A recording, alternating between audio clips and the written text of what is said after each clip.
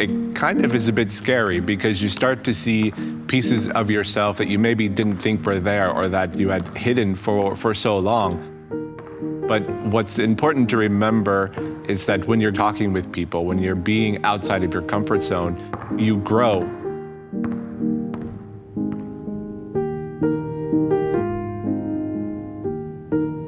I grew up in a very small town in the middle of Illinois, about 500 people. There's already expectations put on you from the very beginning of what you should do when you become older. Everybody was the same, and we all kind of lived in our own bubble. While still in the US, I got married to my girlfriend, and then we moved over here to the Netherlands, where I started working for Philips. Growing up, I put a lot of walls up around myself to protect myself, hoping that nobody would ever really find out the real me or see the real me, because I knew at a younger age that I was always a bit different.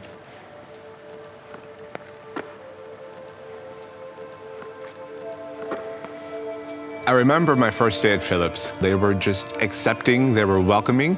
They wanted to know more and more and more about where I grew up, and it allowed me to just let go of a lot of those walls that I had built up.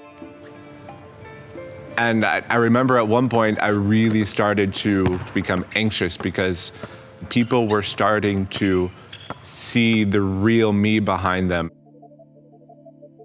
I was super stressed out, eating a lot of bad food, drinking a lot.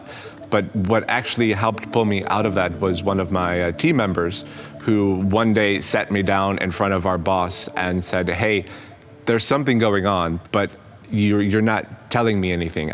What can I do to help you?"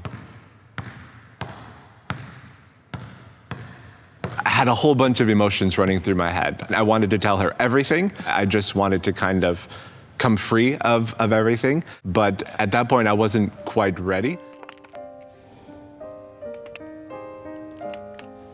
I always say the best and worst day of my life was the day that I came out to my wife, because it was the day that I started to live, really, but it was also the day that I completely destroyed her world.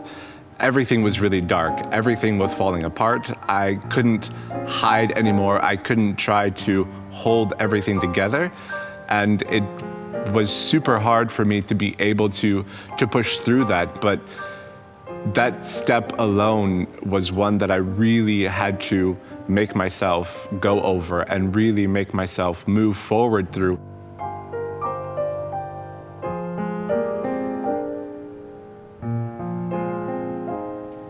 And my team at Philips, the people that I knew at Philips, were the ones that supported me the entire time, were there.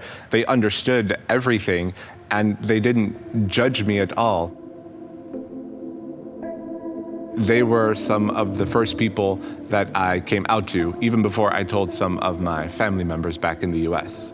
They also started to open up more. Those connections, those relationships became even stronger, and we keep that connection going even to this day.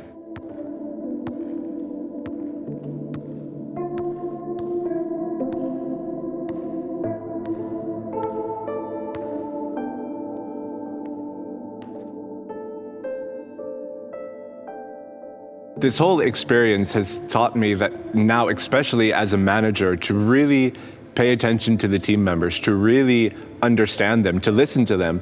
I think a lot of managers or a lot of teams are a bit scared of the words diversity and inclusion because they carry a lot of weight behind them. But when it comes down to it, it's really just the basics of being a human in order to be diverse and inclusive.